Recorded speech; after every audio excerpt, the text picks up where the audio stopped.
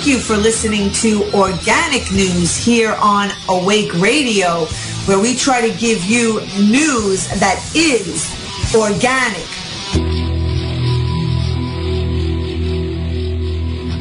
We are live on this Tuesday, May the 20th, Organic News, Awake Radio.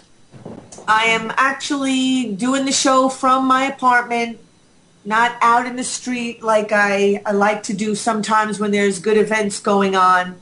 And tonight we have with us Clark Stoeckley. Did I say it right, Clark? Yeah, that's good. And tell us the name of your first book.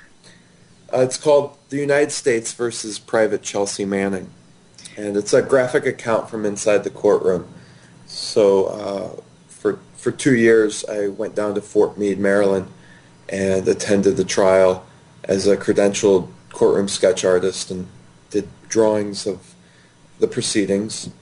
And I've paired those drawings with selections from unofficial transcripts by Alexa O'Brien and stenographers from the Freedom of the Press Foundation.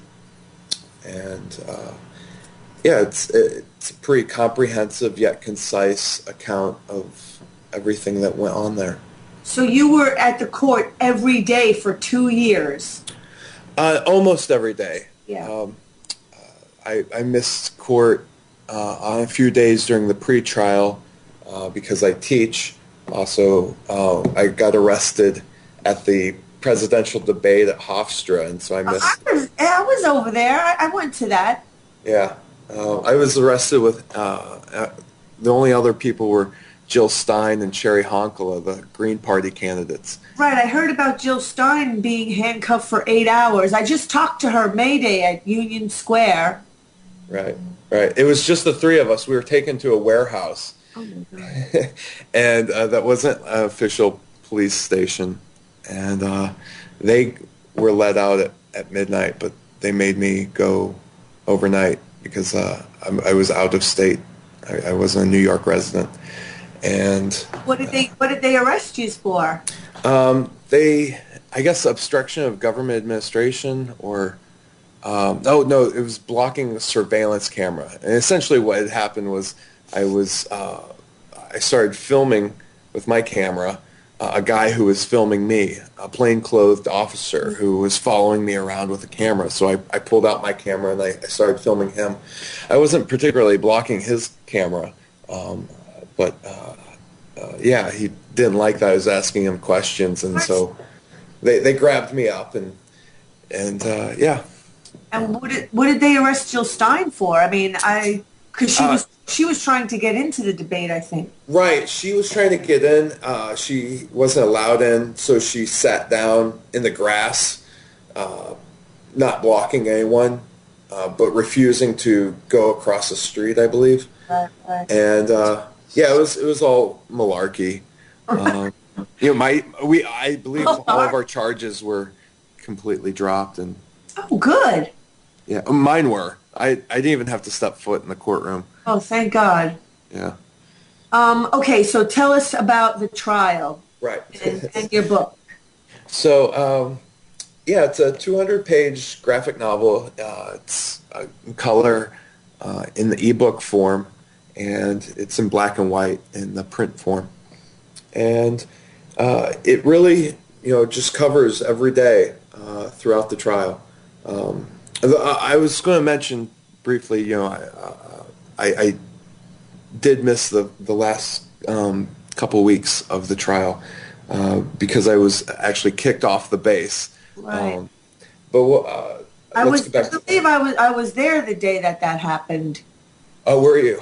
I believe I was. I went 4 times, and if I remember correctly, I'm sure I was there when they had you stood up and yelled something out, didn't you? No, I didn't yell anything out. Or I'm trying to remember what it was. No, I had tweeted the night before. That's right. The location of the, that's right. The location, the hotel of the... prosecution, yeah. Right. So, Yeah, they kicked me out at like a lunch break, uh, during the defense's closing arguments, and so yeah, that was unfortunate, but I was still able to piece together the last few days. There were some of my friends were drawing there as well and taking notes, and then really this book is all about editing down the transcripts, these unofficial transcripts, so that I could kind of tell both sides for the sake of being a more interesting read. But also, it really kind of shows, the arrogance and the ignorance of the prosecution's case against Chelsea. Right. And yeah, it's. I try to be really objective. I tried to draw what I saw, and I felt like the transcripts are very objective. But I do have my voice in how I edit those transcripts, and also kind of how I segue and give you information that isn't in a speech bubble. So tell us, why that trial, that you felt that you needed to be there for, almost for the entire duration of it, and put it into this book form. Well, I believe Chelsea is and was the most brave and courageous soldier that I've ever seen, and I firmly believe that the information that she gave to WikiLeaks and was published by them ended the Iraq War and really kind of put a little check on our armed forces over there. And Nouri al-Maliki even claims that there were certain SIGAX cables, as well as the collateral murder video, Right. that really showed injustice, and so he decided that Iraq troops or U.S. troops in Iraq would have to face a judge if they committed war crimes, and they would no longer have legal immunity come January 1st of 2012, and so. This is really important, and this also ended up being the most secretive trial in our history, and there were so many atrocities with a lack of speedy trial, and the way that they treated Chelsea, especially when she was in Quantico, and her rights were stripped, and she was essentially cut off at the knees in many of her arguments, and yet she offered 20 years as a naked plea, and that was really brave in and of itself. So, yeah, I'm really honored just to have witnessed seeing somebody with so much courage, and that person being so small and effeminate, and so Chelsea was literally the smallest person in the courtroom. I always like sometimes, I'm believing that that's what we need in this world. Like, I'm not, for everyone, male or female, to, we have to start caring about people. I mean, right. The system has like tipped the scales, so much into like this aggression, to be aggressive and warring, and the lack of compassion in society is just horrific. That I always felt a lot of my life. I've always been into healing. I mean, healing has has always been kind of my sort of focus in my life. Health, fitness, healing, recovery, and things like that, which just from a health standpoint is trying to get out of debt, so to speak.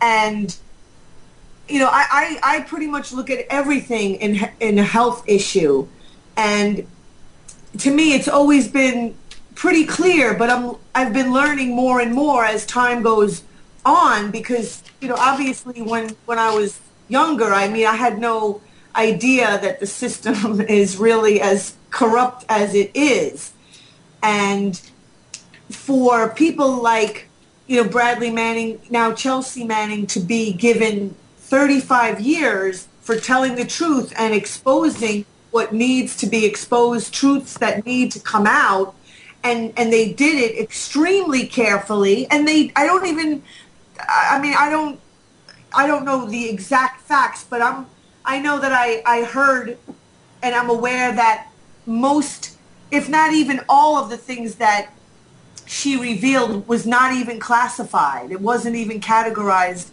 under classified information. That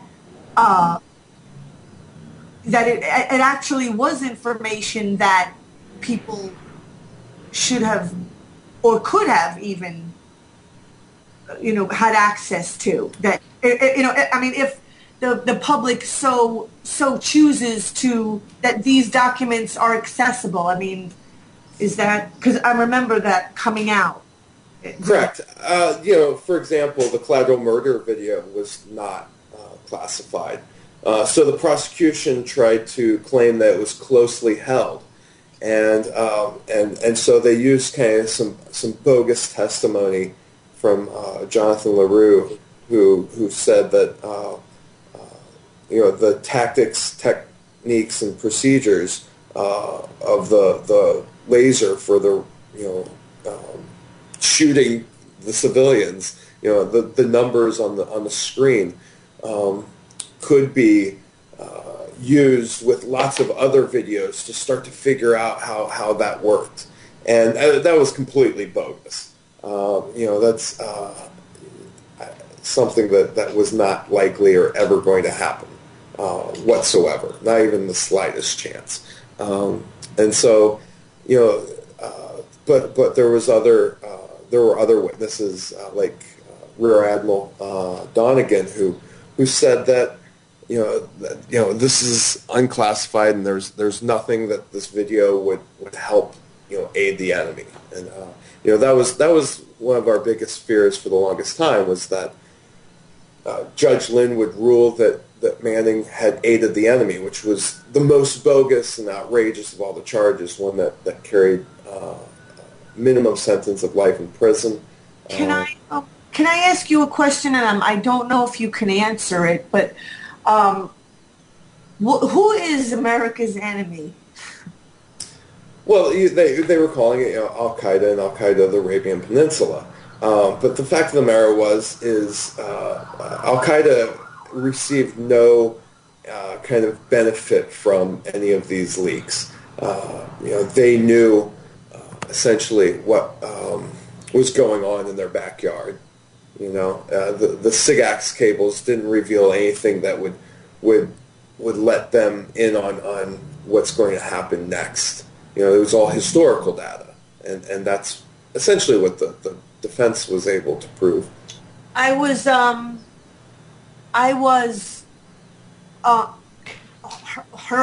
told that the CIA even funds Al-Qaeda. We fund both sides. Well, we have in the past. Yeah, I don't believe we are anymore, but certainly, we did when we were fighting the Russians in the Cold War. The Russians and Afghanis were, that was all going on. I don't know. I couldn't tell you about that, but that never came up in the trial. I can tell you that much. Apparently, I mean, the United States has so many enemies, and I always feel it's necessary to bring up Jeremy Scahill's dirty wars. The point that he was trying to illustrate in that documentary was the fact that war just perpetuates itself. You're always just creating more enemies. You're just creating more terrorists Right. every time. So like that's what I'm saying. It's like, when people do things for monetary reasons, I mean, that's just it. I mean, they're not doing it for anything else except monetary, keeping the system, profit reasons. Like they don't have any other reason to be doing things. They don't have any humanitarian reason to be doing anything. Right. So I mean, like that's not complicated. I mean, so them really trying to maintain this idea that, I mean, really, it's just like a total act. This idea that, Bradley Manning and Edward Snowden and Julian Assange, compromised the United States national security to the enemy and aiding the enemy. I mean, like, I feel like it's so, you could see like right through that it's just like such a big hoax. And I always feel compelled to always bring up, what John Perkins was always talking about too.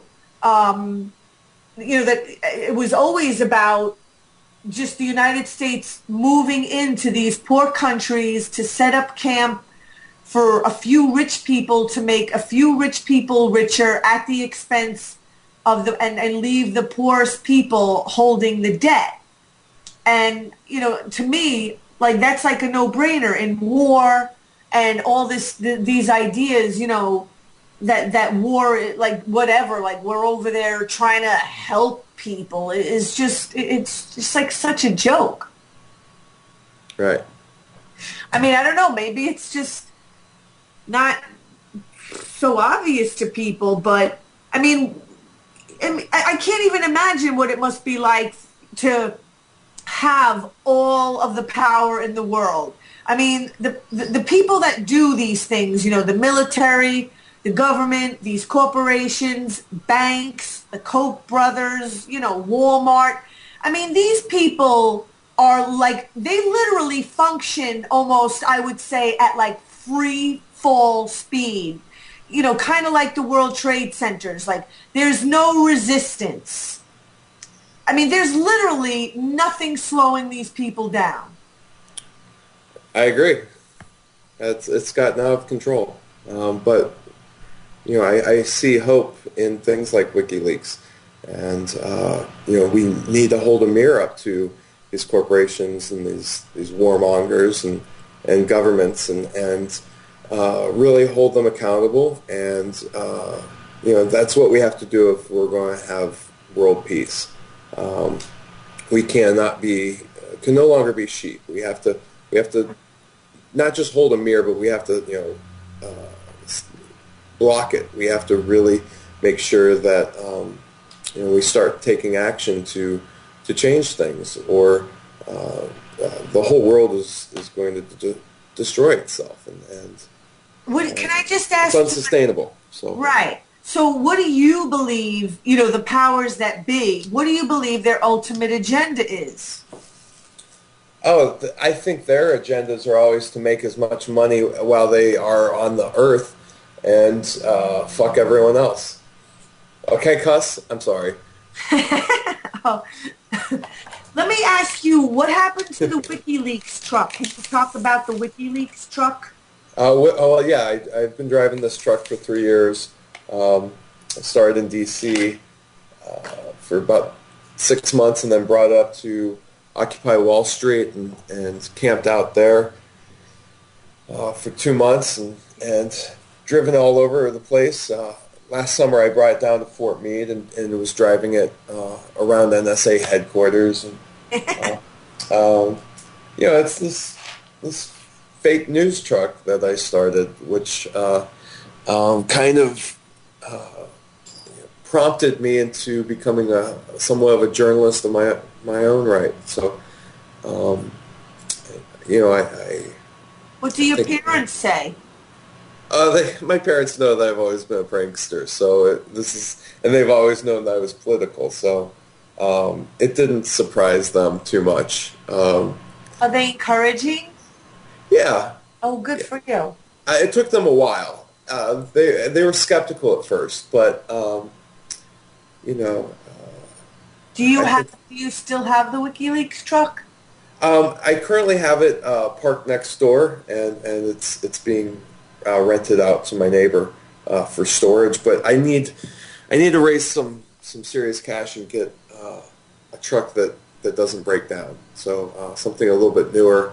I've got my eye on the Ford Transit Connect, which has been around for about 4 years now, and it's kind of Ford's version of a mini Eurovan, and gets a lot better gas mileage. And so yeah, I'm hoping. I've got a couple lawsuits, one against the NYPD, and for my arrest at Occupy Wall Street, the 2 times they impounded my truck.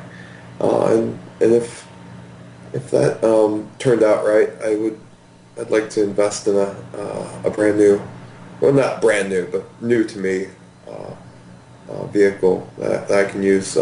Also, I like using it to transport my art and pick up different supplies or materials, and so. I'd like to, yeah, get it maybe like a follow-up, an update on how that your lawsuit is going in the future. I'm not allowed to talk too much about it. I can tell you what the New York Post has published, but other than that, I'm just kind of waiting to see how plays out. What did they say, the New York Post? Oh, that I have a lawsuit against the NYPD, and what for? But I'm trying not. I don't want to bring a lot of attention to it. I just want it to play out like it should, and see what happens, and I'm confident that I will get some compensation for the illegal acts that the NYPD did upon me. So yeah. Okay, so I'm gonna. You were there yesterday, right? Out at the Cecily McMillan trial, the sentencing. Yep. I missed getting into the courtroom. I showed up too late to actually make it into the courtroom. But I was I was there at the protest and press conference afterwards. And So yeah, what are your feelings on what's going on? What happened with Cecily? well, I have some mixed feelings. I think it's good that she didn't get 2 years or 5 years or 7 years or whatever. I think that she could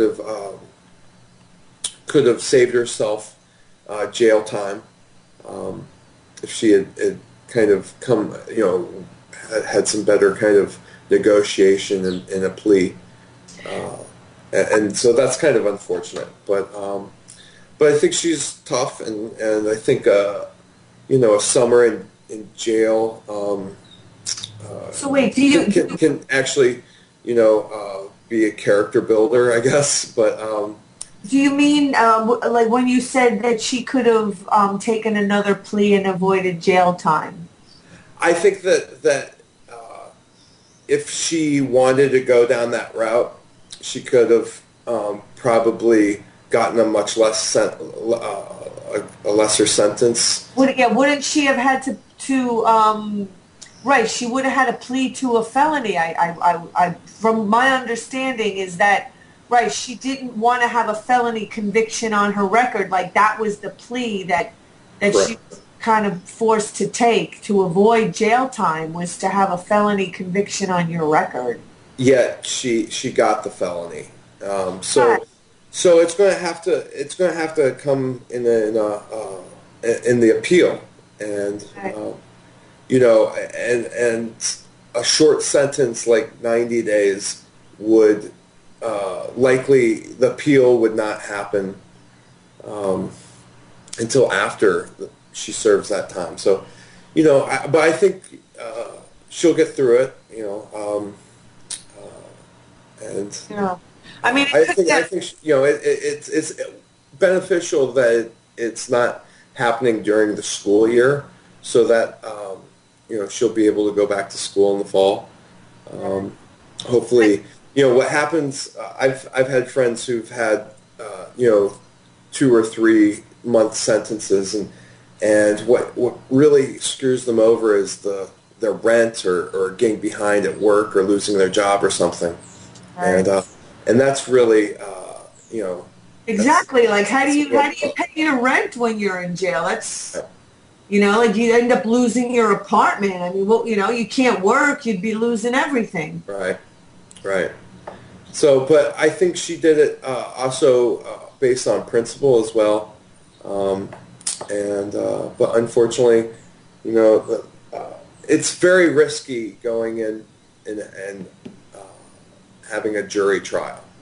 And so, these are complete strangers, and we should always recognize that risk.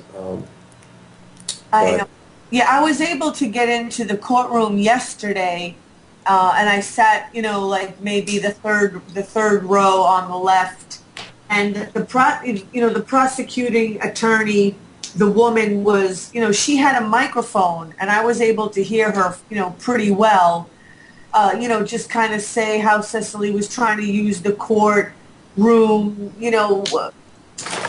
to look like a martyr or something along those lines. And but it was also the prosecutor that called for her to have a 3-month sentence, which really took me by surprise. I mean, I was really, I was really, really hoping. I was scared to death that she was going to get, something like a year or two at the least.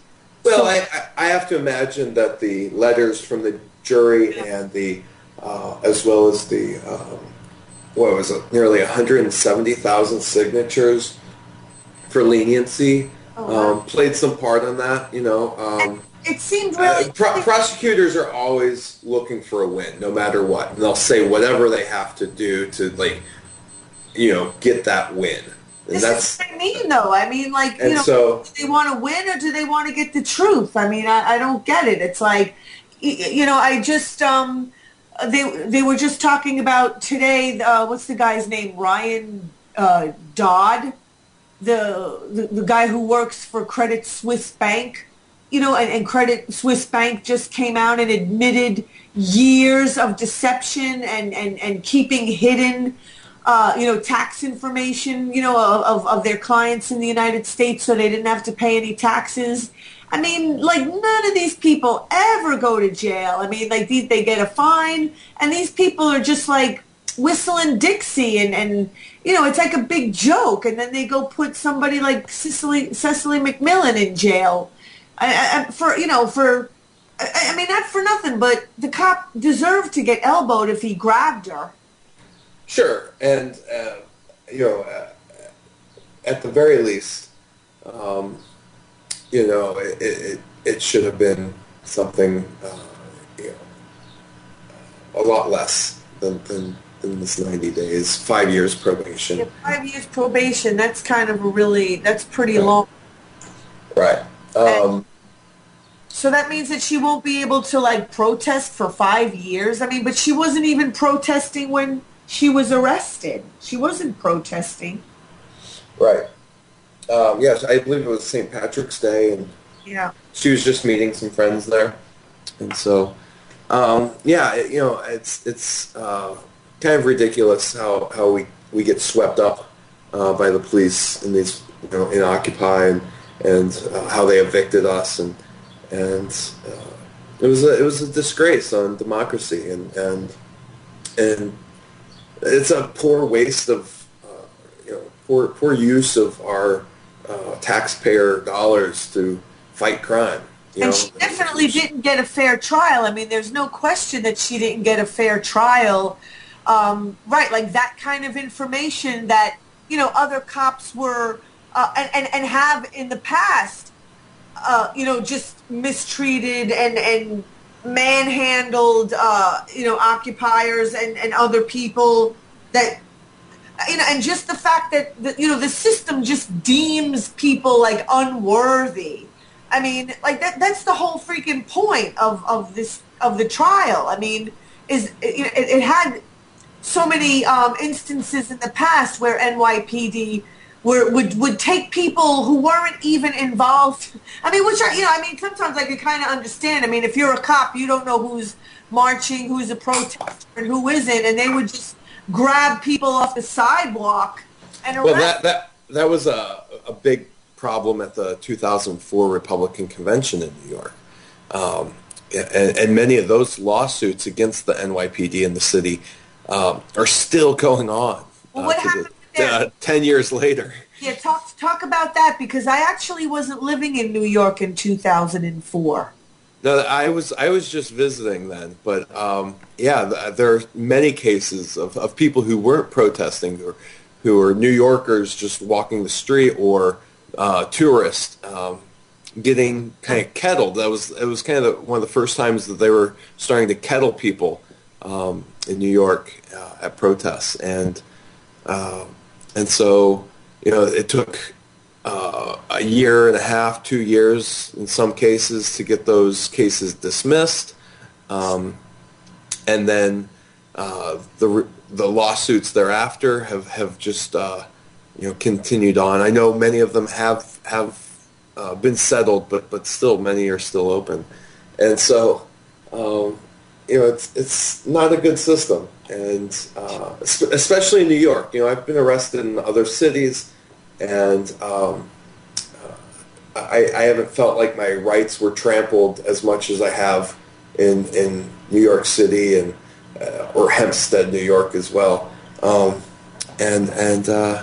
Yeah, it's a bad culture in our police department, and I know there's other cities like LA and Oakland, there are just similarly as bad, but there's a really weird culture, and I'm hoping de Blasio starts to change that, but it doesn't look like that's the case yet. And, I asked Martin Stellar, Cecily's lawyer, yesterday. I didn't film it, but when I asked him this question, but I wanted to get his opinion on, because Cecily, it happened under Bloomberg, and Bloomberg's referring to the NYPD as his private army, and how if he thought that had any influence on the way the NYPD behaves and treats the public and people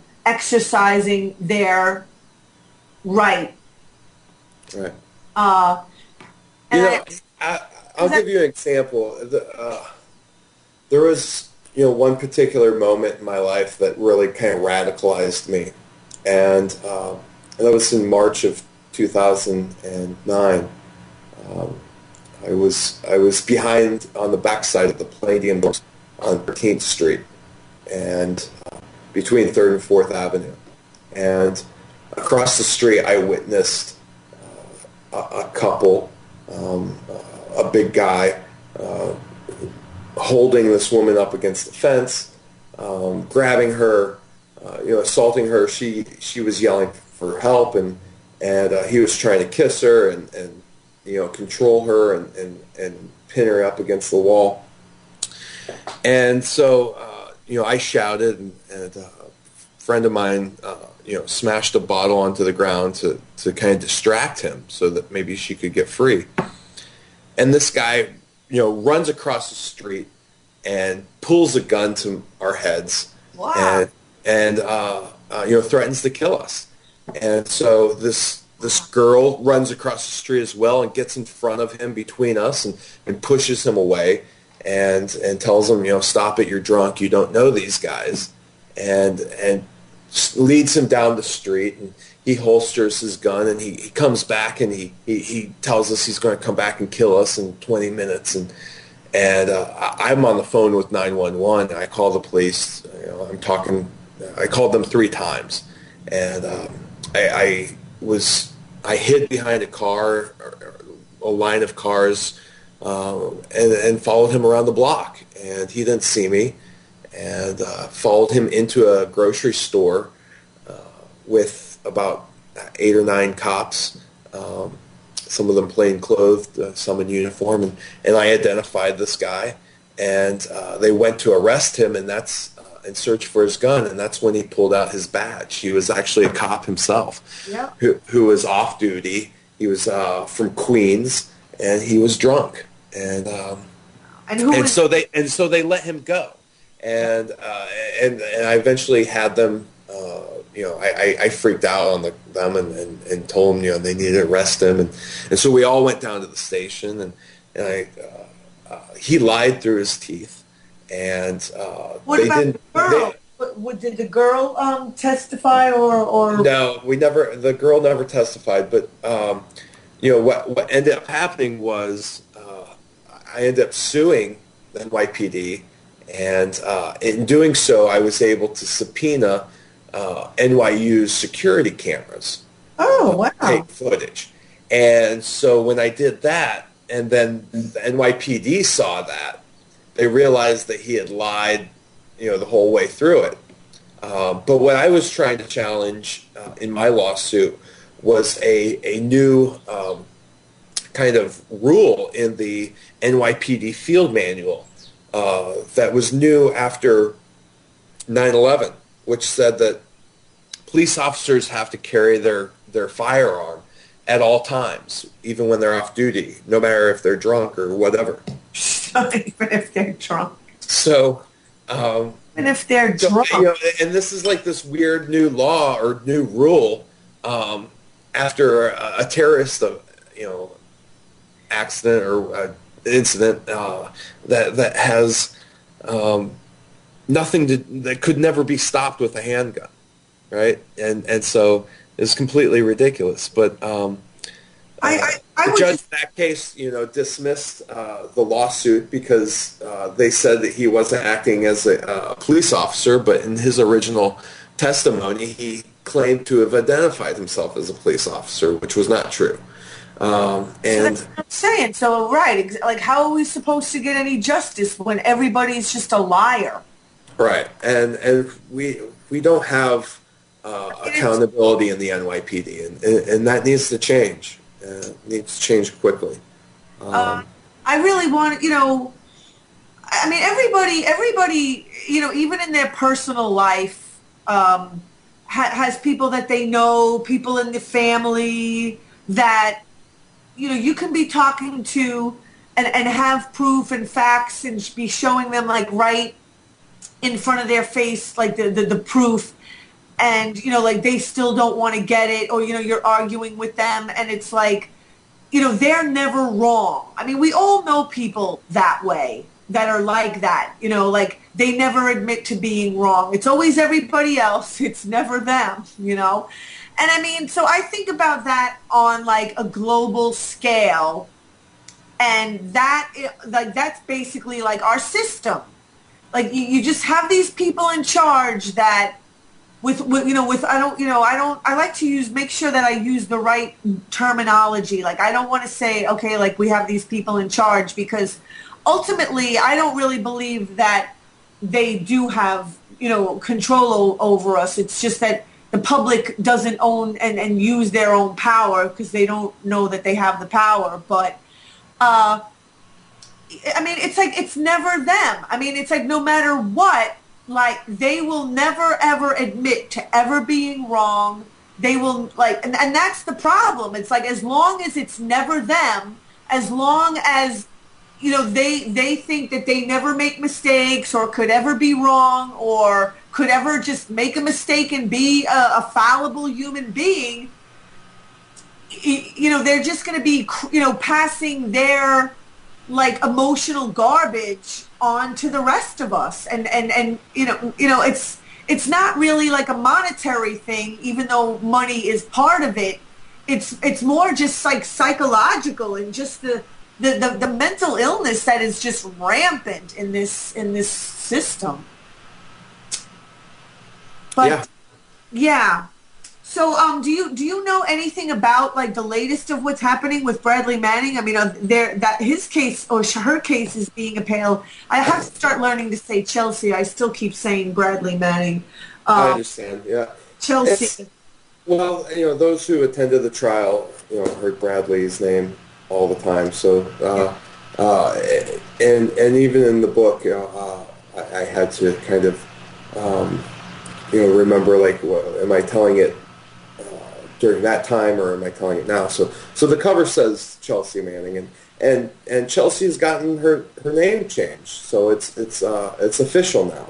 And And what is if you mail something to Chelsea, that's the name you use. So yeah, it's going forward. That's how it will be, and um, what's happening with they're appealing that case, right? right. So the appeal is going to really be based on what happened in the pre-trial, the 18 months leading up to the trial last summer, and that includes pre-trial punishment, um, which included 9 months in Quantico. That's going to deal with the lack of speedy trial. This was one of the most delayed trials in all our history ever. And so that was ridiculous. Also, the overclassification of documents, both in the court case as well as those that were leaked to WikiLeaks. And then we're also going to be seeing some arguments about unlawful command influence. Where is it going to be? Where is the appeal going to be held? It'll be in Washington D.C. at the Armed Forces Court of Appeals. Or it might be the Court of Appeals for the Armed Forces. But it's those words altogether. Do you know And when? the earliest would be December, but I would expect it early next year. Okay, and Chelsea won't be there, or will she? I don't know that yet. I would imagine probably not. Yeah. Uh, Yeah, I get but that feeling. but you never know. Currently, Chelsea is seeking hormone replacement therapy, and that might also mean that she gets transferred to a civilian prison. That's a possibility. I don't know if that's. I guess if that is her only option for getting the therapy, then I think that's a good thing. Um, I think she might be safer at Fort Leavenworth for the time being, but I don't know. And so that's also a concern, and then also we are working on helping Chelsea get an education through independent studies, and so we're seeking out professors, especially in law or pre-law, political science, the humanities, social sciences, as well as English and philosophy. So, any of those professors who are out there that are interested in volunteering to do an independent study, it would have to be, of course, through the mail, because she's not allowed to use the internet in any form. So Anyway, Clark, I really want to thank you for having this time to be on. Maybe we'll get more from you during the appeal process for Chelsea Manning. We definitely need to keep people informed in what's going on. I mean, it's really I know it's a big world and there's a lot of people, and of course the powers that be want to keep everybody distracted. But right. I can't help it. My thinking is always towards health and fitness. And I always think in terms of fitness, you have to challenge yourself. I mean, if we're always just looking to have pleasure, we can't always be looking to have pleasure in life. I mean, people want to have fun. You can't have fun all the time. And I know, okay, people work, and work is no fun a lot of the times. But, the working that people do for money isn't getting them anywhere. I mean, we have to really start working in this system towards things that are going to get somewhere. And that's just it. When you're working for what's right in this life, it actually is fun. You know, Right. it's rewarding, you know, when you're doing what's right in life. It's not the drudgery that most people think of as, you know, when you go to work for money every day in a job that you don't even like. You know, when Right. you challenge yourself and you challenge the system and the powers that be, it actually is very rewarding, and it's not drudge work. So with Right. that, I'll, I just wanted to add, yeah, so, Chelsea doesn't want to go to a civilian prison. That's not, but she does want to, have the treatment. And so this is kind of like this, I think the Pentagon's strategy is trying to, give her an ultimatum, which, so that she would drop this request for, hormone treatment. And yeah, it's, I believe there was a leak a week ago from the Pentagon, kind of showing that. And so, we'll see. I don't know how that's going to play out, but how can people? that's what David Coombs, Chelsea's lawyer, civilian lawyer, during the trial, has been working on since and is fighting for. In the appeal, we're going to have two new lawyers. We have Vincent Ward and Nancy Hollander from Albuquerque, and they'll be heading up all of the appeal process for Chelsea. Tell people how they can find your book and get a copy of your book, Clark. Oh, yeah. So you can go to orbooks.com, and you'll see my book, The United States versus Private Chelsea Manning, as well as a whole bunch of great books, including Cypherpunks by Julian Assange and The End of the World by Reverend Billy. Andrew Boyd has a great handbook for a revolution called the Toolbox for Revolution. And many other great books.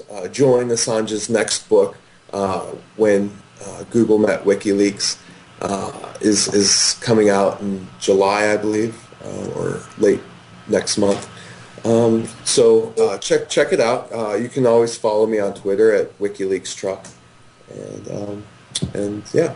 Thank you so much, Clark, and we'll Thank talk you. again with you, and I'll see you out there. Cool. Okay. Have a good one. You too. Bye-bye. This is Jay Cruz from Cop Watch. Oh, okay. All right. Can you hear me okay? Cop Watch Patrol Unit, CPU. So, yes. I can hear you loud and clear. Okay, great. Tell us what's Cop Watch Patrol Unit? What is that? Well, basically, CPU, what we do is we end police repression through direct monitoring police while they're engaging to public questioning, detainment, and arrest. We also spend our time walking the streets, observing police, witnessing, and recording police interactions with citizens on camera all the time. Video record, auto record, and or paper. We also concentrate, which is my job as being intel, I concentrate in areas where known trouble cops that make a lot of trouble for the area are assigned to different areas of high police activity, which are called impact zones. Can you hear me? Yeah, I could hear you. Yeah. Yep. Can you? Yep. All right. We also advise people of their rights. All right. We also advise people of their rights and listen to their stories and document those stories. A lot of our videos, what we do, we forward them to New York City Liberty Union and stuff like that, so they could review it, because they're trying to compile stuff to build cases against the city for police brutality, stop and frisk, and all that. We also, our goal is to discourage and attempt to stop the police brutality by harassment, by educating the people in the communities to their rights and their responsibilities to each other. Exactly. Letting police know that their actions are being observed and recorded, and that they may be held accountable for. Hello? Yes, I'm still here. I could hear. Can you hear me? Yeah, I can hear you good. All right. Go ahead. Okay, and we're trying to get the laws and regulations in place and enforced that reduce police brutality and repression. You know, the people have to be protected from the brutality they currently face at the hands of the police, especially here in New York City, the NYPD. But let me ask you a question, Jay. Okay. I thought. And CPU has taken up that challenge. We have taken up that challenge, you know, and Okay, we got it together. We have Jay with us, Cop Watch Patrol Unit. Tell us what you were saying, Jay, about educating the public about their rights. I asked you. Well, we have information and stuff like that, and what we do is that we go out to the streets and we have information out to the youth and also to older, people and stuff like that. But we mainly like to talk to the youth because that's where the problem is at. With all this stop and frisk and police brutality, a lot of these kids are getting hurt by the NYPD. So, I thought NYPD is supposed to serve the people. I thought they're supposed to be protecting people. No, see, their job, right? They're not counselors. They're not social workers. They're not trained to do nothing but get a quota, make arrests, and keep that flowing. That's their primary goal. They're not there to see a child about to commit harm and actually talk to them. They're not going to do that. They're going to sit back and wait for him to commit the wrong. They're not there for our youth, and they're not there for the citizens. Well, like I said, how can NYPD be a business? That sounds like the way you try to run a business by just generating revenue. Well, put it like this: if it wasn't for the police, there won't be no judges, no DAs, no prisons. Well, that's it's a big business, especially with Department of Corrections. It's all a big business. That's all it is. The more arrests they get, the more money they get, and it's just like that. Well, so that pretty much says it all. That it's only a matter of time before any average person is going to get caught up in this machine. It's just like a machine that's just looking to grind everything and anyone in its path. Well, if we continue to have people like Bill Bratton, individuals like that, we have to get them out of office. We have to try to fight to get the people that are putting these people out there to do this out of office. But right now, our goal is to attack the root, which is the NYPD, because the NYPD is running around here beating up on our youths and targeting people of color. And it's been going on for years. I've been a victim of it all my life. Hello? Yeah, I'm here. All right, I've been a victim. That's why I'm so dedicated and my heart pours into this 100% because I've been a victim of police brutality about 7, 8 times in my childhood. I mean, actually walking down the street and getting beat up by the police, taken in a car to a lot and get beat up by police because of who I walked with, where I was at, where I was standing. So, I have a lot of enthusiasm in me. So, and Jose also, which is the founder of CPU Cop Watch Patrol Unit, we have the initiative and we have the guts and the willpower to do this. And we're not just going to go away. We're going to continue to fight. How long has Cop Watch Patrol Unit been going on? When did you start? Well, Jose LaSalle, like I said, he founded Cop Watch about 3 years ago. I was living in Florida. But I had came down because I seen that he needed a little more help in regards to intel. My job is intel. I'm the one that gathers all the intel, the offices, impact zones where the officers are at. That's my job. In places where brutality and these complaints are on the rise. So that's basically my job. And with that and with him, we're like a perfect team. And so far, I think that we've been successful. We've helped a lot of people. We've had a lot of people tell us that your presence has changed the attitude of the NYPD officer, and all that means a lot because that shows that they know that we're serious about what we do. See, this is what I'm saying. I mean, it's all about support. It's all about numbers. I'm always talking about physics. I mean, again, like I I can't help but always be talking about fitness all the time. And, you think about like martial arts or wrestling, and, leverage is a very, very important part of things. And it's no different. I mean, it's all about like leverage and physics and who you got on your side. And, the people definitely need to start coming together, looking out for each other. That's right. We've all been so conditioned to just go along with this system that clearly doesn't serve us. Well, we continue to say that silence is consent. If you're silent about it, you're consenting. I mean, most people aren't brought up to, I'm right, like most people think that, like the cop is your friend, and I mean, maybe like obviously like not these days, I mean, I'm kind of maybe going back like a few decades or whatever, but obviously kids today, they know, like they see it, they feel it, they have experiences that, like, NYPD isn't your friend. They're not looking out for you. And, No, they're not. They're not. They'll laugh in your face and joke with you and then come like 10 minutes later and they put their foot up your rump. They're like that. They would never try to relate. They would try to relate in the eyes of people to show that they're trying to relate, but in their heart and their blood, they do not care about the community, because if they did, they won't be attacking us like this. They won't be beating up on people. They'd be doing their job. Yeah. Like today, I was crossing the street on Fordham, and I don't know if you've been on Fordham. There's a lot of people that cross over to cross the street. There was an NYPD scooter trying to actually run into the crowd just so that the crowd could break away so he could go through. Mind you, pedestrians have the right of way to cross if the light is on their favor. So I stopped him. I stopped in front of the scooter, and then he looked at me. I said, "What are you doing?" But then he didn't notice because I have the badge. He didn't see the badge. He just seen the badge. And then when he came up to me, I said, you're violating the law. These people have the right of way. As soon as he read cop watch, he took a flight. He left. Mm-hmm. So, I didn't get it on video because it was sort of a spontaneous thing at the moment, but that's how they are up here in these areas of people of color. So that's why we... Yeah. Sorry? I was going to say...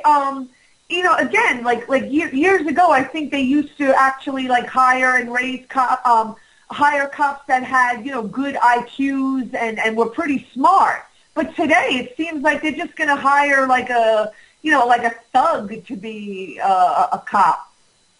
Well, they teach them how to go against us. The curriculum of the police department and the police academy was a lot different back then than how they're teaching them today. Yeah. I mean, what's changed that? Wall Street had to have changed that. What else? The system itself, the whole system, from the commissioner to the mayor to the mayors that act like they're on our side, but they're not, all the way down. But like I said, we have to attack them from the bottom up. And that's how, because the police are the ones that are committing these heinous crimes against the citizens of this community and all communities. I was always a big advocate for the family system when I was growing up, because I didn't really grow up in a family. Like, family was actually kind of the enemy. Like, I was going through that stuff in my house. Right. I was always trying to bring the attention to people how there's supposed to be like a defining line between family and the outside world. Like, it should be clear who your family is just by the way that you're treated by them. Right. It should be like very, very obvious. Right, like that your family treats you good. Your family looks out for you. Your family is there, to protect you and stand up for you and teach you how to take care of yourself in the world, And that has really broken down a lot, and I'm not going to get into like race and all that stuff, because I think it happens in different races and it doesn't really matter, today. It doesn't even matter how much money you have. I think, when I was growing up, there was no definition. There was no defining line. Like, you couldn't tell the difference between family or people on the outside. I mean, I actually used to look to people outside of my house to, like, protect me from the people inside of my house, And so, like, to me, like, that is a really big disadvantage, because when you don't really have a good family and people kind of, like, on your side and looking out for you, the system is going to completely exploit the shit out of that. Yeah, that's how it is down here. Like, a lot of these families down here, I come from a broken family. A lot of individuals and people out in this community also come from broken families. So the kids, what they do, they reach out, they go out, and they go out and they try to get accepted, and and stuff like that. The police know this. They've killed a lot of programs. I mean, I remember back in my times in the 80s where they had all kinds of programs for kids, after-school programs and all that. It's taken a lot of that away. Look at the school system. It's like going into Rikers Island. Yep. So, the kids are getting searched, and these things are being etched in their minds, being searched every morning, because you go to school Monday through Friday. Every morning you're getting searched. You see police wandering the halls. What are you putting in the minds of these individuals, these people, And they grow up with this mentality of that, and they become afraid. And that's when NYPD comes in and it takes advantage of them. And that's why we're here to advise them that they do have rights. So we all got rights. Yeah, that's what's pretty terrifying, is that, I mean, people are literally being born in this country. I mean, we all know poor starving children in other countries that are just, they have absolutely nothing. They're starving. They're poor as hell. But now, right, like, and we used to just think, oh yeah, it's in Somalia or it's in India or Haiti or somewhere. And I even though I always felt that we should always be helping these poor people wherever they are in the world. And I feel like we're kind of going to be punished for not helping the starving and the poor in other parts of the world, because now it's happening to us, where people are just being born into this country, and you literally have absolutely zero chance, like zero leverage. Depending upon, and it's getting worse and worse. Like every day. I mean, even people that go to school or they go to college, I mean, what the hell is going to be there for them when they get out of these schools, other than a mound of debt and a polluted planet and drones flying overhead? Yeah, actually, the NYPD are using drones. I have a video of it. I have a video in my phone of a drone going over. We and Jose LaSalle, we was at this slight little rally, and they had drones up, watching the roofs and watching us. Where was this at? At the David Petraeus, the Cunning rally thing they had over there about 3 weeks ago. Oh, wait, I'm trying. I don't have the date in mind. I forgot the exact date. But he was there, I think, giving a speech. He was doing something, and he was out there. He was out there providing, protection, security for. And where was it? Where was it at? This was on 23rd Street, I think, something like that, or 24th. It was one of those streets there. I don't think I wasn't there, was I? Because.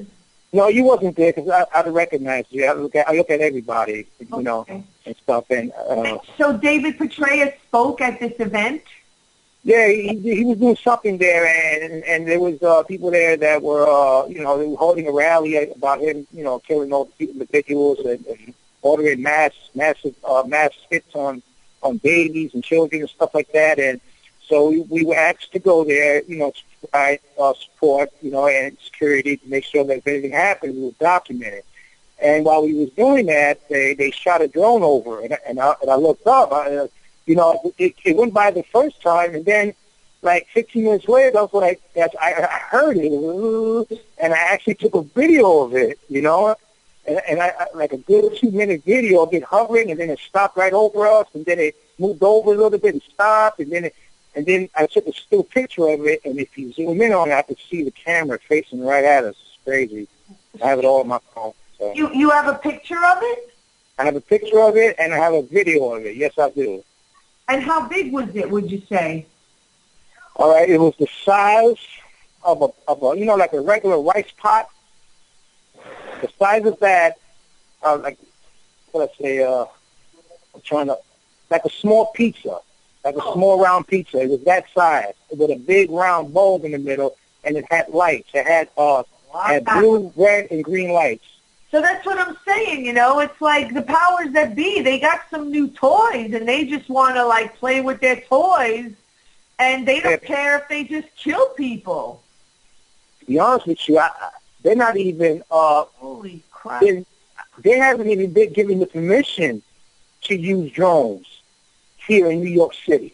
Oh, boy. That I know of, because I looked around the internet. I see nothing that says that NYPD is using drones or nothing like that. It's one place, I think it was in Colorado, something, it was on the news, something about that they've seen the drones, but here, I'm talking about here at NYPD, over here in New York City, nothing. There has been no mention of it.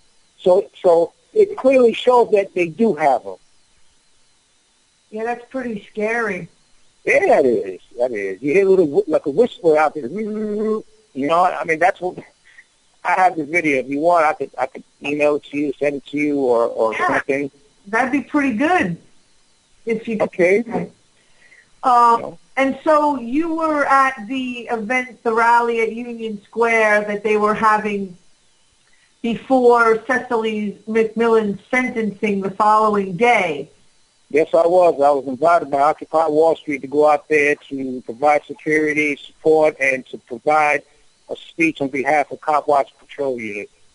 And so do you mind maybe, so what should people do? Like, what should they, what are their rights in if they get stopped? All right. You have a right to remain silent. You don't have to tell the police nothing. If you're getting pulled over for no reason whatsoever, even if you ask to consent to search to consent your car, you don't have to. You can say no without reprisal. Like I said, you have a First Amendment right. If you see something, say something. Like I said, silence is consent. If you see something, record it and put it up.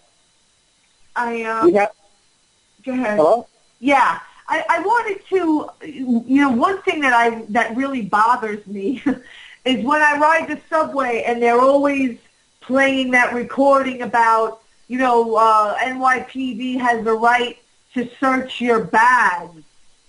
I never let them search my bag. I mean, matter of fact, they were here and they were here over here at Burnside the other day, and Jose had his bag. He always carries his black bag, and they asked to search, and we looked at him like they were crazy. He says, "We ain't letting you search my bag. You violated my Fourth Amendment rights, and you were search and seizure." He says, "Well, then you can't get on the subway here." I said, "Well, I'd rather walk to another subway than you search my bag, because I would never let you search my bag." So what they're doing, I mean, you can have personal items in there. I mean, you could be on your way to your woman's house with personal sexual items in the bag or whatever it is. Why would you want somebody to look at that? They're going to have to open and look through that. That's an invasion of privacy. So then what do you have to say to all those people that say, oh, well, they're just trying to protect us from terrorists, so I'm more than happy to to suspend my rights and let some cop, think that I'm a terrorist and search my bag.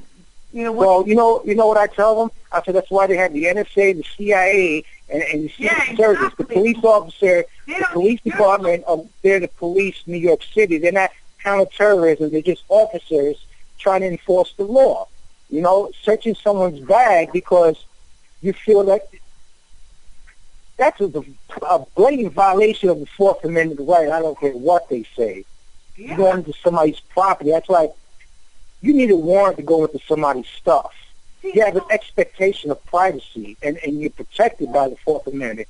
Personally, if you're in New York City, and if you go to a subway, don't consent to the search, just walk to the next train station.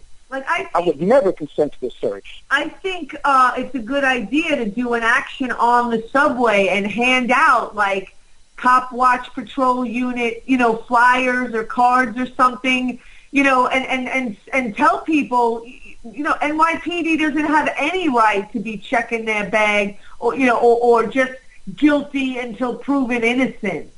And because the people really don't, they're not aware. I mean, I watch the faces of people all the time when they make that announcement. Like, sometimes, just for my own satisfaction, I'll actually say out loud, I try to say it like somewhat loud, no, they don't. Like, they're not searching my bag, it's against, my rights. Like, I try to just, or something to that effect. And I look around at people's faces just to see what their reaction is when those recordings are playing on the subway. And, it's like they really want to wear the public down. Like, they really want to just completely get people used to the fact that, they have, there isn't, to name Glenn Greenwald's new book, Nowhere to Hide, there isn't, there isn't anywhere to hide. You got nowhere to go. That's why the citizens of this dear state need to get together and know their rights. They need to know that they have the right to all their rights. First Amendment set all the way down. They have all their rights. They need to exercise them. They need to not be afraid of police. Yeah, exercise. I've been talking about that my whole life. Exercise your rights. Yep. I do, like I said, me and Jose, we do go out there and we do hand out all this, but we're not an army, but we reach out to a lot of people. And we could also use the help. Other people could do the same. And it becomes a virus. Everybody starts doing it, and when everybody starts doing it, when everybody starts filming these guys, their misconduct and their misjustice and their brutality against other people, it could make a change. It could make a change. So is it, are you recruiting people, or is it just the two of you doing this? Well, right now we're in the process of setting up a flyer, because what we want to do, we want to start opening up a trainee position to where we could train guys out there, bring them out there, train them for a month, show them, what's expected, what they need to do, and stuff like that, and then put them out there. What we want to really do is have people open up their own chapters of Cop Watch in their boroughs and stuff like that, so that we could cover all 5 boroughs. We run around to all the boroughs, but, the more the merrier. The more individuals that we have helping us out, the more of a job that we could do. Are you going to give a talk at the Left Forum at the end of the month? I have to talk to Jose about that. I think Jose is going to go there, and he's going to do the presentation and stuff like that. Yeah. So I think he's going to handle that part. Like I said, my job is really intel, and my job is to get to the site get to the rally before the rally's there, see what police is there, where they're standing at, where are the detectives, where are the ghosts, which we call them ghosts, or police officers that walk around like they're by themselves doing other things, but they're there watching us, and take this intel and take it back to Jose, and then we can set up a perimeter and know exactly where all these police are at before the rally starts. That's what my job is. And how do you guys get funding? We fund ourselves. We try to do the best we can.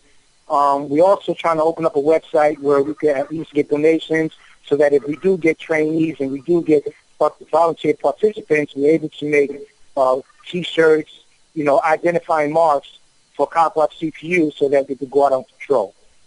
Right. There are other similar like groups like Cop Block that I'm off the top of my head. And then there are different Cop Watch groups. A lot of states have their own Cop Watch. And then there's PROP, the Police Reform Organizing Project. Right. Then you also have Cop Watch organization. You have Cop Block. You have there's a few. It's like a bunch. There's a bunch of them. You got the Chicago Cop Watch. People need to come together and do it. Right. We all need to hold a convention down here in New York. Come down in New York and have all the cop watchers from all the states come together and set up a strategy how to put up a good, because that's what we need. They have numbers. According to my last census, I think NYPD has 35,000. My goal is to put 2 cop watchers per every post.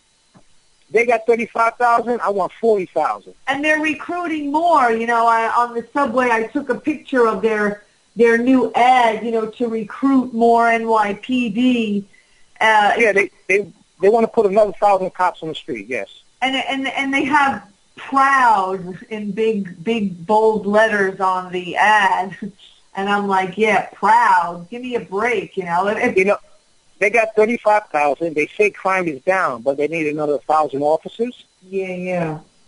They're just trying to build up the army. That's all it is. They're trying to build up the militarized army so that they could continue to harass people of color for doing the minor stuff. I mean, like the other day, a guy got written up because he was sitting on top of one of those, on 125th Street. They got these subway things that pop up. They grates, they pop up, and they were just sitting on there, just talking and hanging out and minding their business, and cops just gave them a ticket for loitering. I mean, Jesus Christ. Yeah, break. This is the land of the free. They're not doing nothing. They're just sitting there having, it was a beautiful night. You know, I think it was Saturday or Friday. It was one of the days. You know, and it was just there, smoking cigarettes and having a nice time. And here comes these cops. They came along and they harassed them. They harassed them. And we were there to film them, too. What really makes me very, very sad is the fact that, like the NYPD has no problem finding people with absolutely, like, no morals to actually do that. I mean, like, is this why people became cops?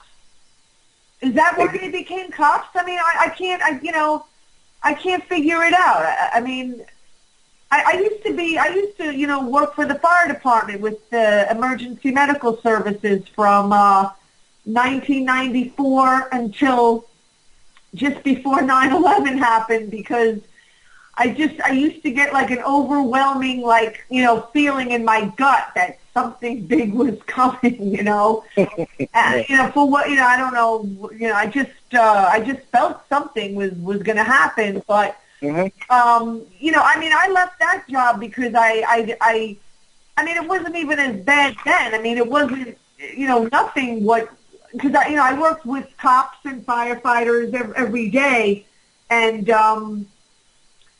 I didn't like what the job was. I wasn't going to just stay and just to have a job. Like, some people are just so, like, they'll, like, do anything to have a job and money. And me, forget it, not me. Like, I mean, I want to be a quality person. Like, I always wanted to be a quality person.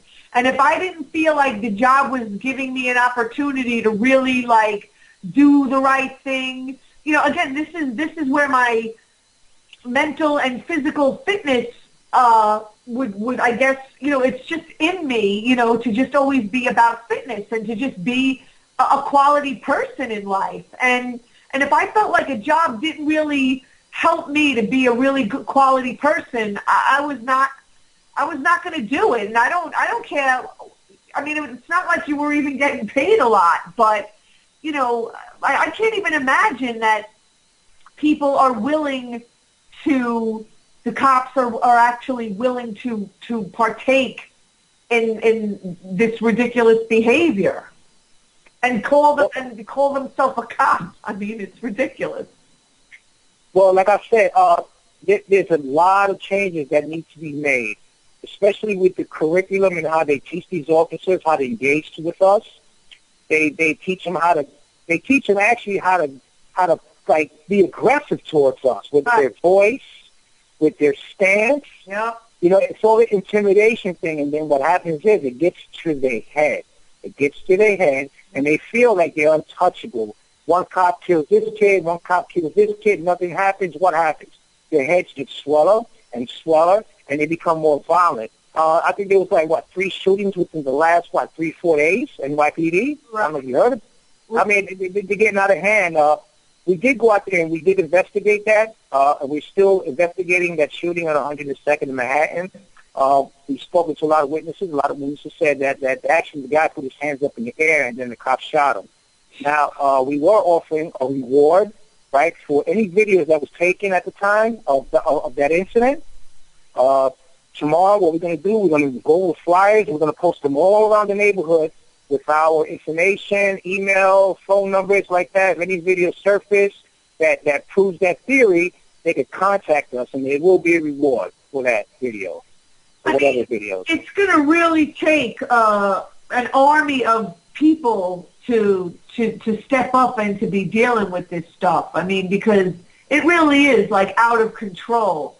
I mean, what I wanted to touch upon before, you know, before it's time, you know, for you to go was what came up with this whole Cecily McMillan trial was, you know, her actually kind of being somewhat privileged in the fact that she had so much support.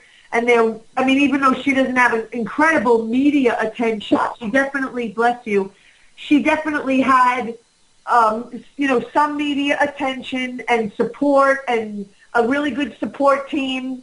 And but the people that she is encountering while she is in jail who don't have any of that. So people are really talking more about the people that are in there already that are being victimized by the system who don't have that support.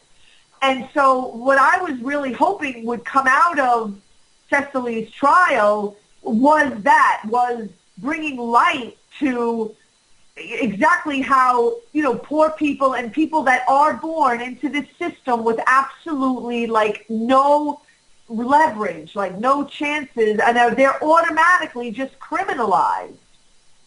And so, you know, that's what I'm hoping is that we can really work on, you know, putting an end to that and getting these, you know, these people that have just been criminalized by the system, you know, set free. I mean, people that are in there that did much less.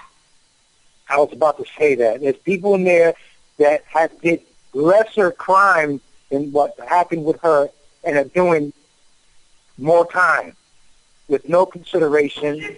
They have a public defender that works along with the system, that works with the district attorney, that you know, they swap their cases back and forth. I mean, it's sad. It's sad. It's sad, and that's the reality. Yep. That's the reality of it. So let me see. I wanted to. I was going to actually read her statement, Cecily McMillan's sentencing statement from yesterday. You know, if you care to stay on while I read it. No, go ahead. I want to hear. I mean, I read it, but I would like to hear it again. Yeah, I actually was able to get into the court yesterday, and I was able to hear the prosecution very well because it sounded like they were mic'd. The woman was mic'd. But then when Martin Stellar, Cecily's lawyer, spoke, he was definitely unmiked, and I had a much harder time hearing him. But Cecily, you know, she stood and read this, and I was able to hear her, you know, well because she spoke very pronounced. So I'm just going to read what she said, and it says, "Your Honor, I stand before you exhausted. I've spent 35 of the 42 months that I have been in New York City in this room trying to convince the court of my innocence. I have lost friends and family, school and work, and most recently my freedom. I've been exhausted of nearly everything that makes me me, except that is my dignity. As a young girl, my mother told me, Cece, everything you see, your home, your loved ones, even your life can be taken from you at will. But no one can strip you of your dignity without your consent." I have to disagree with that, I must say, but I'll just continue. I mean, people with post-traumatic stress disorder and, you know, people that really have extreme,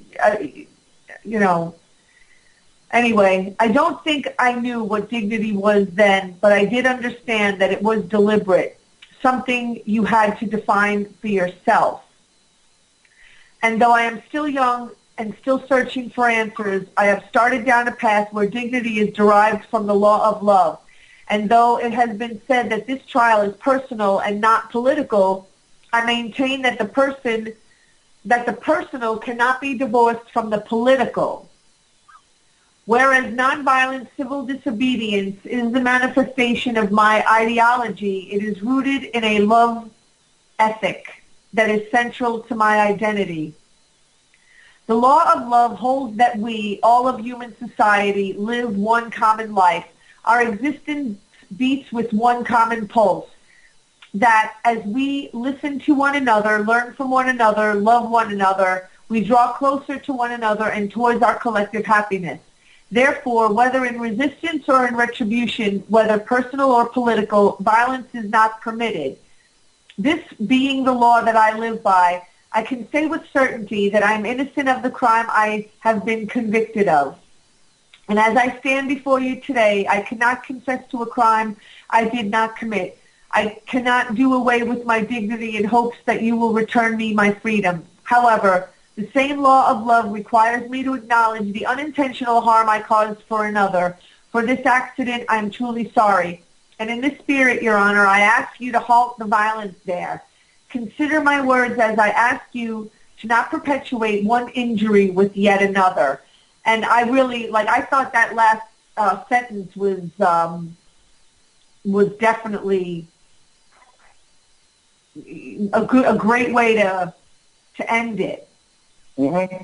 And I was also going to read the statement from the support team that they read outside, after the sentence was handed down. Right. Okay, it reads, today, Cecily McMillan was sentenced to 90 days in jail for being sexually assaulted by a police officer at a protest and then responding to that violence by defending herself.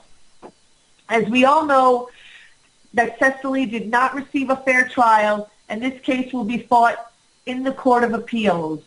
The sentencing of Cecily McMillan has elicited an array of deeply felt responses from a broad range of individuals and communities, and it has also created a moment to think about what solidarity means. For many of us who consider ourselves to be part of the Occupy movement, there is first and foremost a simple and deep sadness for a member of our community who has endured a painful and demeaning physical and sexual assault and now has had her freedom taken away.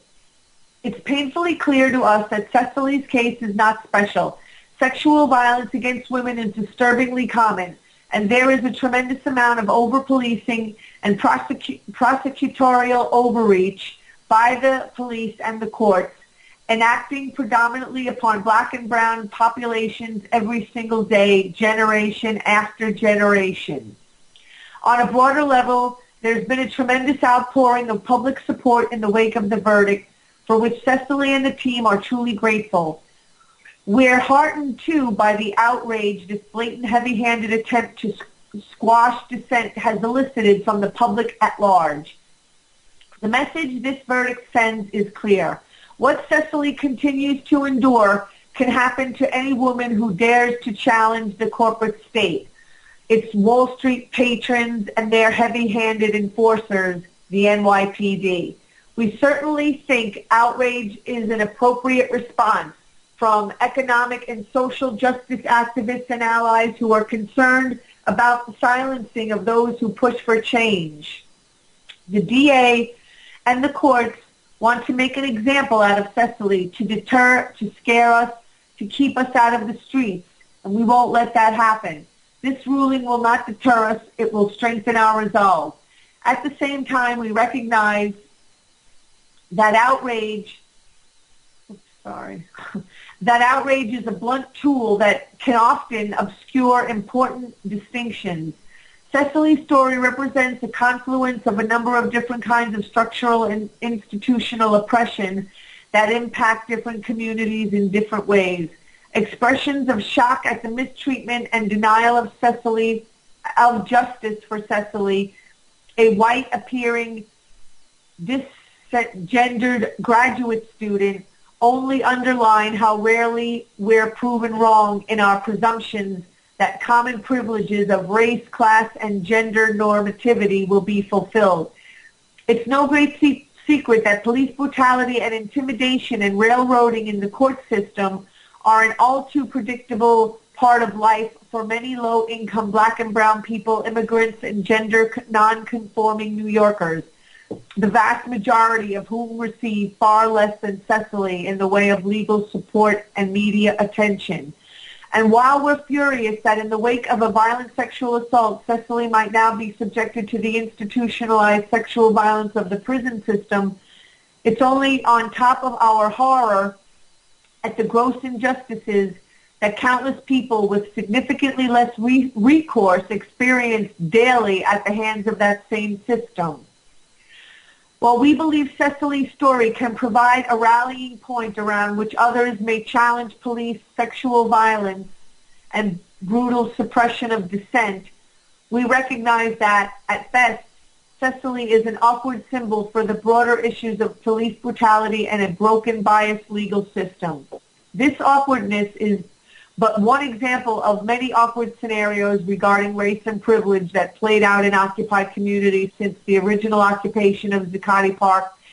As a movement, we see in this moment I don't know what happened to we see in this moment a chance not to push past, but to sit with that awkwardness, to start to reach out in ways that at times may be uncomfortable, to further stretch our boundaries, to learn from communities who've been in this struggle long before Occupy existed, from feminist organizations who resist patriarchal domination and combat sexual violence, to anti-racist organizations who, in their struggle for justice, have been met every step of the way by a violent police force and a legal system committed to silencing dissent.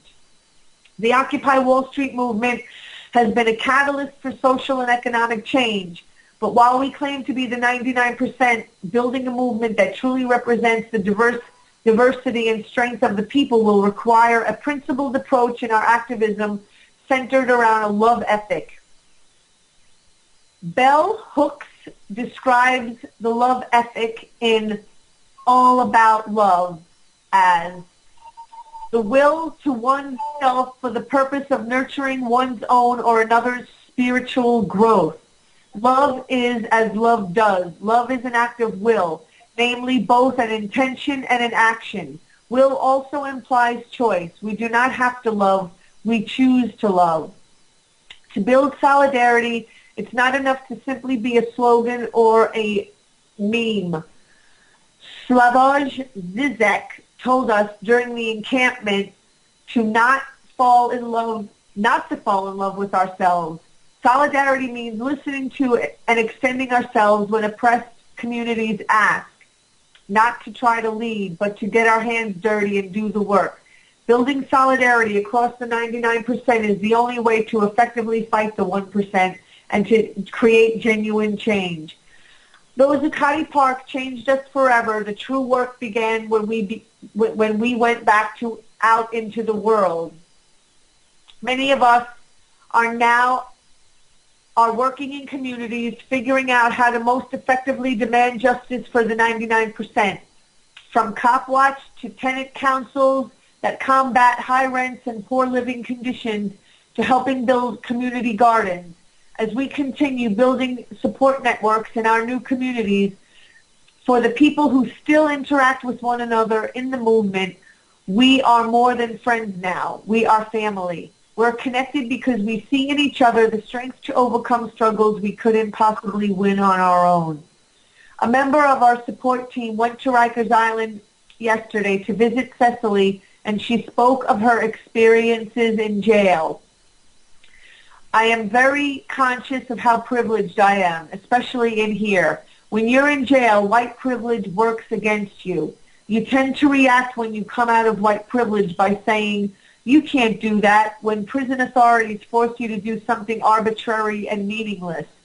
But the poor understand that's the system. They know it's absurd, capricious, and senseless, that it is all about being forced to pay deference to power. If you react out of white privilege, it sets you apart.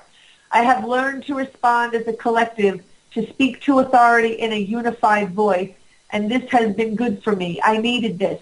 We can talk about movement theory all we want, she went on. We can read Michael Foucault or Pierre Bourdieu, but at a certain point it becomes a game.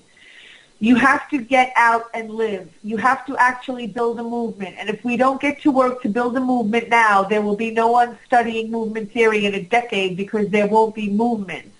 I can do this in prison. I can do this out of prison. It's all one struggle. So that was a pretty lengthy statement. Yeah, it was. If I just wanted to say, I do disagree with and I know, they mean well about people can't take your dignity away without your consent, but, I think about the people in Guantanamo and, torture definitely, they take everything when they torture people. They don't leave anything left. They do that. That's everywhere. If they want it, they'll take it. They'll take it, and like taking the lives of these innocent kids out here. Just take it. That's what I mean. It's like they prey on the people that have the least amount of leverage. And that's why it's like so important that we really start to build, muscle and like stop them from taking any more. This idea of, checking people's bags, like NYPD has the right to check your bag in the subway. Exactly. It's like, and the public that thinks, okay, like I'm just helping, they're just like looking for terrorism or something. How are we going to win when people keep giving up the very things that we need to be protecting and preserving? Let me answer that real fast. First of all, it's like if you take a pit bull is a puppy, wags its tail, whatever, but if you mistreat it and treat it like crap and throw it in the closet, don't feed it, it becomes a ferocious lion. The same thing what's going on today in the subways. They're scaring everybody. If you see suspicious packaging, they're putting everybody so paranoid that it's like they surrender to it. They surrender to it, and they listen to everything that the police say because they're instilling in their mind that something is going to happen. I was reading something about a month ago about how Obama mentioned something about nuclear bomb hitting New York City and all those other crap. And, these people see these things now with the social media, the Facebook and this, that. People are seeing a lot more stuff that's making them feel like they need the NYPD. So the NYPD, what they do is that they take advantage of that, and they know the people are in fear because they put it out there. Everywhere you go, you're hearing something that's putting people in fear. Well, that's their statements. Well, that's what I'm saying. So, like, what are people giving up their rights for? Like, that's what I'm. It's all about standing up. You shouldn't have to give up anymore. They're trying to put it as, well, you give up rights, we'll protect you. But in all true reality, they putting that in their mind, but then they're using that and they trampling all over them, doing what they do. Exactly. Like any person that really is looking out for you isn't going to be asking you to give up anything. They're going to be right. Like how can they say that the NYPD is protecting people when they're the very ones asking? They're the ones checking your bag and brutalizing people on the street. It really is just it's mind-blowing that it's the people that are committing all the crimes are making everybody else out to be the criminal. It's all a lie, and people need to know it's a lie. They need to stop being afraid. They got people, high places that they need to do their jobs. The NYPD is actually supposed to not only protect the people but help the community, and they don't want to do that. They just want to be aggressive. They want to be Mr. Boss.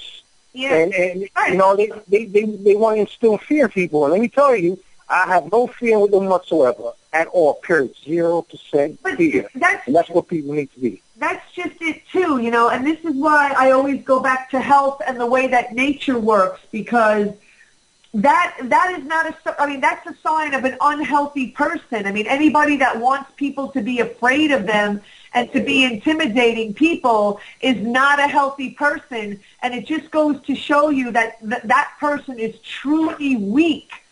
I mean, it's only a decent person, a truly decent person that wants to, you know, treat other people well. I mean, what healthy person wants to just rob other people of their dignity and try to rob people of their dignity, try to put people down so badly so that they can feel better about themselves? That is such a weak person. I mean, this is stuff I've known all my life, you know, being like you know, reading like books. I read books all my life on relationships and healthy, you know, what a healthy relating looks like. Now, I want to mention that founder of Cop Watch Petroleum, Jose LaSalle, just came into the door. If you want to have a few words with him before we end this. Well, we only have a few minutes, and I wanted to play also the commercial that we made for the event this Friday. I'm just going to say it really quick. This Friday, New York City, Times Square at 12 noon, there's a day of action. It's going to be happening all over the world, in Paris, London, Munich, Australia, I forget the city, Mexico, about closing Guantanamo. And we made a short video. I'm going to play it at the very end. We have a few minutes. Okay. So who's going to be speaking now? Jose LaSalle. He just came into the door. Okay. Okay, hold on. Hello out there. Hi, Jose. How are you? I'm good. I'm sorry about that, man. No, that's okay. So, yeah, we only have a few minutes left. So what do you want to tell us about Cop Watch Patrol Unit? Cop Watch Patrol Unit. Yeah, CPU Cop Watch Patrol Unit. Basically, I mean, we're doing what anybody else could do and what other people are doing, and that is saying enough is enough and standing up. Exactly. And when we see something, we actually stop and make sure that the police officers know that someone is there watching them, recording what they're doing, documenting what they're doing. We want them to know that there's always going to be somebody watching. Right. It's a different kind of, if you see something, say something. So where can people find, what's the website, and how do people get in touch with you if they need to? Oh, yeah, definitely. I mean, you have to get in touch with me. In reality, if y'all just Google my name, Jose LaSalle, Jose and LaFalle, y'all will get all the information y'all need to be able to either become a friend or part of the Freedom Fighter family on my Facebook, or you will get also the blogs, the Twitter, and everything. So that is the fastest way for anyone to be able to reach us. And all the information will be on that front page that displays itself. And what, but also, yeah, what do you want to tell the public? You know, I mean, what do you want to, encourage people to not give up? You know, don't give up of yourself. Look beyond, the uniform. Look beyond the obvious. And look to the behavior. How is this person behaving? Just because they have a uniform on, look what they're asking me to do. Look at the behavior. Don't look at the distraction of the surface of what someone is wearing. Right. Well, the uniform is really what you're looking at, because the person that is in that uniform is not really the person who he is when he's outside, when he doesn't have that uniform. It's literally, so we're talking about a system that is designed to do what it does. It ain't doing nothing different. It's doing exactly what it does, and that is go out there and make sure that they control the people and control people in a way that, they will not fight against anything that is done to them. In other words, they'll turn the other cheek. So we have to understand that. And the whole thing is that we need to, silence is consent. So if we continue to be silent about things, then we consent to it. So that means they'll keep doing it. So once we stop being silent, right. then we stop consenting to it, and then things start to change. Jose, what happened to you? Why did you get involved in Cop Watch Patrol Unit? Well, I created my own Cop Watch Patrol Unit because I felt that within the community that I live, another community that I have family living in, which is basically on the 5 boroughs, I felt that we needed to have somebody out there, not just once a day not just once a week, not once a month, but somebody out there on a daily basis so police could get used to seeing these cop watchers out there and know that when they're about to do something, that there's a possibility that there is a cop watch out there or somebody that is documenting and recording things. We also want to empower people.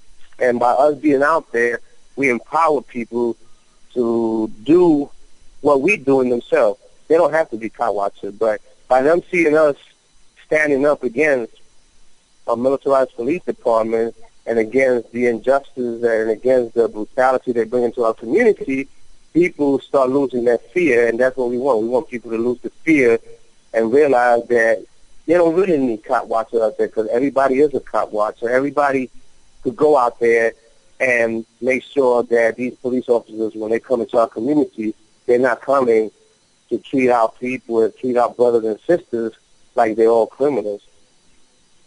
I always go back to health and fitness all the time because I always just, I just can't help it. It's like, natural law rules everything, and our fake man-made system has completely diverted away from the way the natural law is supposed to work. And I try to imagine what our system would look like if, in fact, we lived the way natural law and health and fitness, demands that we live. And people are supposed to do things for yourself. I mean, you're supposed to take, care of yourself. I mean, you're supposed to be raised. You're supposed to be lifted up. You're not, this idea that like whatever the police are supposed to be looking out for you and all that stuff, or the government or something is supposed to be looking out for you. We have a very, very dysfunctional system. That's what they have done. They have made us feel so dependent upon the system that we fail to realize that we never needed the system from the beginning. All we need is to have one another back. And, community could help each other. And people within the community help each other. What's happening now is that there's people that live in wherever they live, they don't even know who their neighbors are. Right. They don't even know who lives upstairs. And this is the type of separation that this government has been able to accomplish to divide us in order for us to be able to continue to conquer us.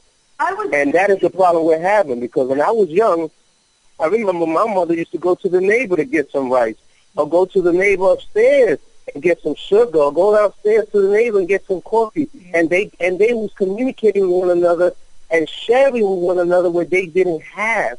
And we lost that, and we need to get back into those type of relationship within one another, within the community we live in. I was always trying to tell people when I was young, because I studied so much about what a healthy system and relationships are supposed to look like.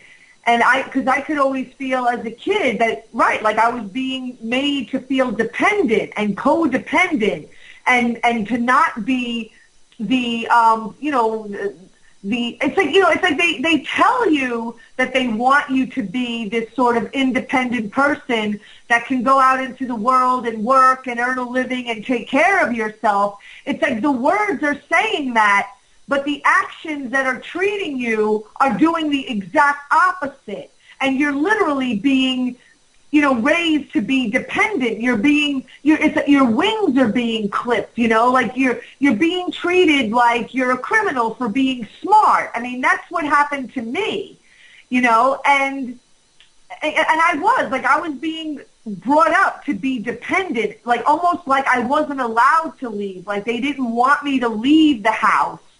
Like it was just very dysfunctional and codependent. And I fought it like crazy when I was a kid because it felt very wrong to me. It felt very sick to me. And I used to fight it like crazy in my own house. And neighbors and, everybody used to, say that I was wrong. I mean, like this idea that we're going to just have children and then just raise them just enough so that they go along with the system, have jobs, pay your bills, and that's it, And I always wanted to be more than that, I wanted to really live to my potential and really do what I wanted to do for a living. I wanted to do what I loved for a living. And I was always trying to pursue that, and time and time and time and time again, I could always feel, something was just blocking it all the time. Like society just, didn't want you to say what you believed. It didn't want you to, get paid to be passionate about what you do. And this system has created the human species has become automated robots. It's like we are functioning on some type of software that has been planted into our mind, exactly. And that is the software that we wake up daily. Exactly. It's like we do the same thing every single day. When you look out there, you see the same, every day you will see the same thing. Sometimes I stand in the corner early in the morning and I watch, and I did that for about 4 days, and nothing was different. Every time at that same time at 9 o'clock in the morning, the same people passed by me. The same people was running because they was late. It was like me living in a twilight zone, and everything was just happening over and over and over. And I did that because I wanted to understand why, to see if we are functioning like robots. Yeah. And that's how we are functioning. We are functioning like robots because that's why we lost control of what we need to do for ourselves. Well, now the system is guiding us in doing what they want us to do. Yeah, that's why I always go back to health and fitness, because people should freaking, wake up in the morning and have passion in their lives, That's why I love activism, because I feel alive, I feel like I'm in alignment with, with my truth. Like I feel aligned when I do activism. I feel like, this is exactly the way that I'm supposed to live. And, from doing yoga practice a lot, since the 80s, when you're doing poses, the thing that's so amazing about it is that when you line the body up, the muscles and the bones just right, these poses literally become effortless. They literally hold themselves, and that's the way we're supposed to live. We're supposed to be aligned. We're not supposed to be struggling. Life isn't supposed to be hard. It's not supposed to be a fight. You're supposed to feel healthy. You're supposed to go to work every day having passion and feel like you're committed, you're contributing and you're doing the right thing and helping your neighbors rather than just making fucking money and being goddamn miserable. You should be happy in your families. You should really love and support your families and your communities and be sticking up for one another and not just feel like you're a fucking goddamn zombie every day. You're right about that. I come from the Taínos ancestors, which I was born in Puerto Rico, raised here in New York City, but I come from the Taíno ancestors, the Indians, Taíno Indians, and they meditating, which is something that I do. I get up early in the morning and I sit down for half an hour and try to zap everything out of my mind. And sometimes I'm able to clear myself to the point where when I come back to conscious, I'm able to, my body feels brand new. And when I hit the street outside, it's like I'm a different person, and I don't feel like nothing is guiding me but my own self and my own desire to do what I want to do for myself.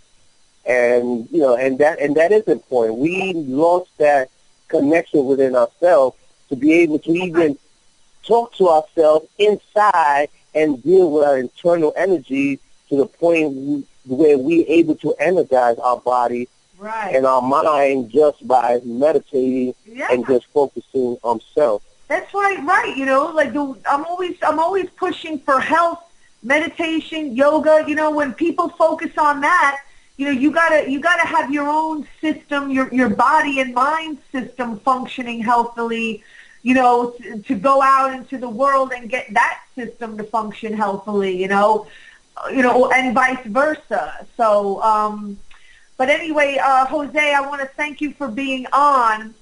And thank you for having me and my comrade on. And you know, and like I said, this is something that we need to continue the dialogue. We need to continue to have these conversations. We need to continue to have different minds and different characters on this show, so other people can see that there are people out there, not just one or two, but there's many people out there who really have put their body on the line to try to bring some type of understanding, which understanding is basically to see things clearly for what they are and not what they present themselves to be. So, you know, there's a lot of people working out there, and we need more people to get involved. Yeah, you know, we got to risk, you know. It's scary. There's no question about it. I mean, it's going to be like a little bit scary, but at the same time, I mean, it's exhilarating, and that's healthy.